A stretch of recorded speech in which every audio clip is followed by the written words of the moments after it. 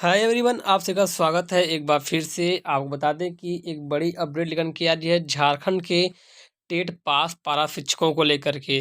दोस्तों, आज शकील भाईजान की तरफ से एक बड़ी अपडेट और उन्होंने एक बार फिर से पारा शिक्षकों को कहा है कि सरकार का अब तक का रवैया देखकर महसूस होता ही है कि सीधे रास्ते से काम नहीं बनने वाला। जी हाँ दोस्तों, जो भाई टेट पास हैं और गैर टेट पास पारा शिक्षक हैं, जो पारा शिक्षक हैं, उनके लिए एक बड़ी अपील है।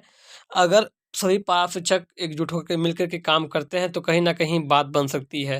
बात है कि क्या कहते हैं शकील भाईजान, चलिए जानते हैं आज के वीडियो में और आखिर पारा शिक्षकों को क्या करना चाहिए। सरकार का अब तक का रवैया देखकर महसूस होता है कि सीधे रास्ते से काम नहीं बनने वाला, लेकिन हम लोग भी ठहर कर बैठने वालों में से नहीं हैं।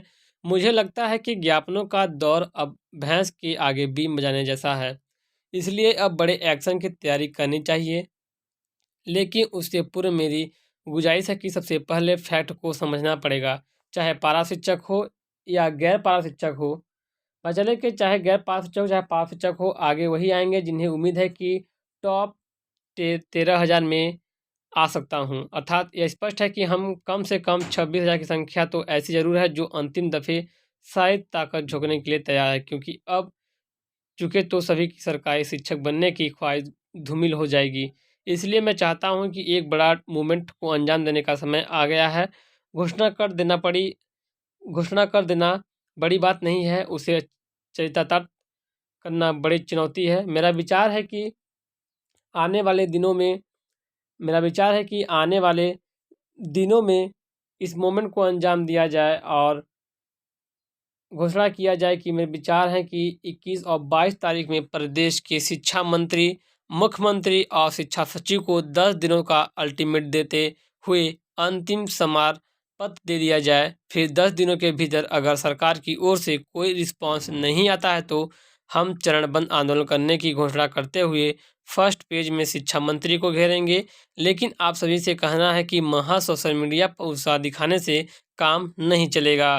जी हाँ दोस्तों, सोशल मीडिया पर उत्साह दिखाने से काम तो नहीं चलने वाला। अगर आप चाहते हैं कि आपका काम सही से हो, तो इसके लिए आपको कुछ करना पड़ेगा। अगर आप लोग चाहते हैं कि अगर आपका काम बने, आपका सरकारी शिक्षक बने, तो आपको सबको एकजुट होना ही पड़ेगा।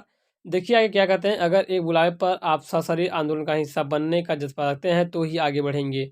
मैं आपको भरोसा दिलाता हूँ कि एक बड़ा घेराव कार्यक्रम हमें मंजिल दिला सकता है। अगर आप सभी एग्री हैं, तो प्रदेश कमेटी से ही भी आग्रह होगा कि आज या कल तक में ही प्रदेश कमेटी के साथ कॉन्फ्रेंस कॉल के ज़रिए बातचीत कर इस फैसले पर मुहर लगा दी जाए और अपनी राय दी जाए। दोस्तों, अगर आप भी चाहते हैं कि आप भी सरकारी टीचर बने, चाहे पास, टेट पास पास शिक्षक हों, चाहे पास पास शिक्षक हों, अप्रशिक्षित पास शिक्षक हों या फिर प्रशिक्षित पास शिक्षक हों, सभी को एकजुट होकर के एक बार फिर से अपने हक की लड़ाई के लिए आपको एकजुट होना पड़ेगा।